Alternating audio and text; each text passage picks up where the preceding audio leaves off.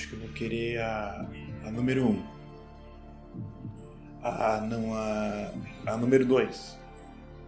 A número 2. Número 2. Está certo disso? Posso perguntar? Pode. Que pena, você errou. Olá, seja bem-vindo.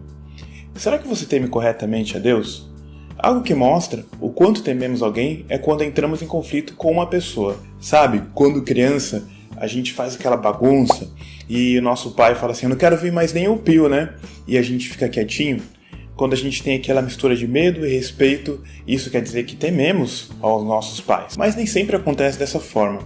Quantas vezes, quando crianças, fizemos aquela vozinha doce para conseguir algo, até arrumamos a casa para poder sair, para poder brincar, até mesmo mentimos para conseguir algo dos nossos pais. Isso significa que nós não tememos a eles completamente ou corretamente, né? Da mesma forma, agimos com Deus também. Às vezes a gente faz coisas boas, né, mostrando que tememos a Deus, mas muitas vezes fazemos coisas ruins, mostrando que não tememos a Deus da maneira correta. E quando somos confrontados com a sua palavra, a verdade do nosso coração é revelada, e muitas vezes nossa reação não é a melhor. Por isso, gostaria de ver duas pessoas que tiveram reações diferentes diante do confronto com o seu pecado. Nesse primeiro vídeo, a gente vai ver uma pessoa, que é o rei Saul. E no segundo vídeo veremos a segunda pessoa, que é o rei Davi. E nesse primeiro vídeo nós vamos ver a atitude errada que o rei Saul teve, que está lá no capítulo 15 do livro de 1 Samuel. No passado, quando Israel estava saindo da terra do Egito, indo para a terra prometida, os amalequitas atacaram pelas costas, pegando aquelas pessoas que estavam exaustas e cansadas, que ficaram para trás, né? E por isso, Deus prometeu que iria vingar essa atitude. Então, muito tempo depois, quando Saul se torna rei, Deus fala para ele para que ele vá lá para destruir esse povo que fez essa coisa tão ruim contra o povo de Israel. Só que Saul, ele destrói algumas coisas, mas não destrói tudo. Ele guarda aquele gado que era o melhor e guarda também o rei Agag. E quando Samuel vai confrontá-lo, por ele não ter cumprido completamente a ordem do Senhor, ele diz o seguinte, no versículo 15 do capítulo 15. Os soldados os trouxeram dos amalequitas. Eles pouparam o melhor das ovelhas e dos bois para sacrificarem ao Senhor, seu Deus. Mas destruímos totalmente o restante. Quando Samuel repete a ordem do Senhor e mais uma vez confronta Saul, ele dá a resposta que parece a mesma. No versículo 20 e 21.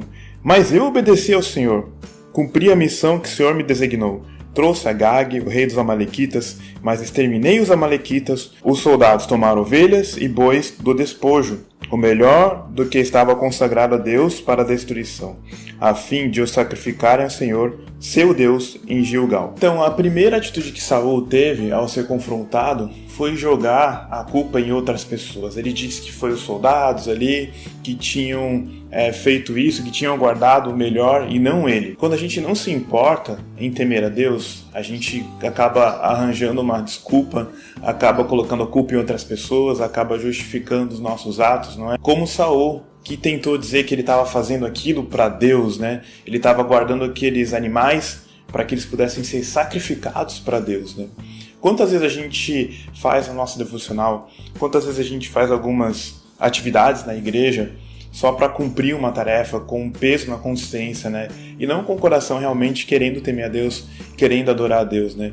Isso mostra um coração que não teme a Deus. E o texto continua, e Samuel continua confrontando Saul, dizendo que mais vale a obediência do que o sacrifício. Porque, na verdade, uma obediência parcial é, na verdade, a desobediência. Não existe uma obediência por 70%. E depois disso, Samuel dá o veredito a Saul, que Deus tinha o rejeitado como rei. E olha só a resposta que Saul deu. 1 Samuel 15, 24 e 25 diz o seguinte: Pequei, disse Saul, violei a ordem do Senhor e as instruções que você me deu. Tive medo dos soldados e lhes atendi. Agora eu imploro, perdoe o meu pecado e volte comigo para que eu adore o Senhor. Mais uma vez Samuel repete com paciência, né? Repete a ordem do Senhor e o veredito que o Senhor tinha dado, e ele novamente dá uma resposta igual. Versículo 30 diz o seguinte: Pequei, agora honra-me perante as autoridades do meu povo e perante Israel. Volte comigo para que eu possa adorar o Senhor, seu Deus. Quando Saul pede para Samuel honrar a ele mesmo, né, diante das autoridades de Israel, a gente vê que ele não estava preocupado em adorar o Senhor. A gente vê que ele não estava preocupado em temer ao Senhor. A gente vê que ele não estava arrependido pelo seu pecado, mas sim que ele estava preocupado em perder o seu reino. E muitas vezes a gente acaba fazendo coisas para Deus porque a gente está preocupado em perder, seja o nosso emprego, seja o nosso namoro, seja o que for.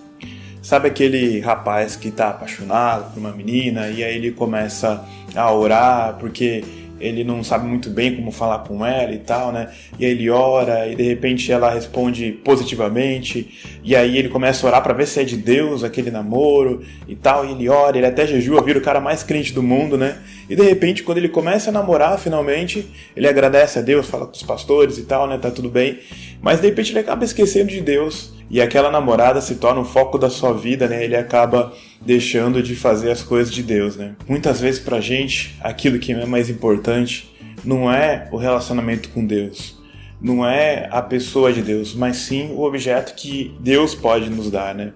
Então que a gente não tenha a mesma atitude de Saul aqui, que ele pensou que poderia continuar com o reinado se ele se arrependesse, né, daquele jeito. Então Saul primeiro fugiu de seu pecado, colocando a culpa em outros, e depois ele tentou se justificar. Depois de tentar se justificar, ele se arrependeu, né?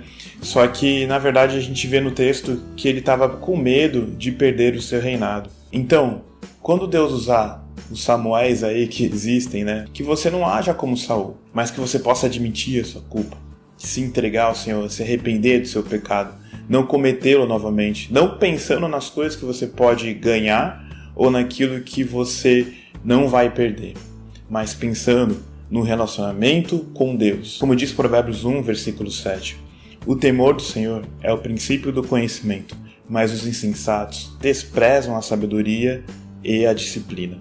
Que Deus abençoe e você tenha um coração diferente desse primeiro coração que a gente viu. E veja também o segundo vídeo que está aqui na descrição.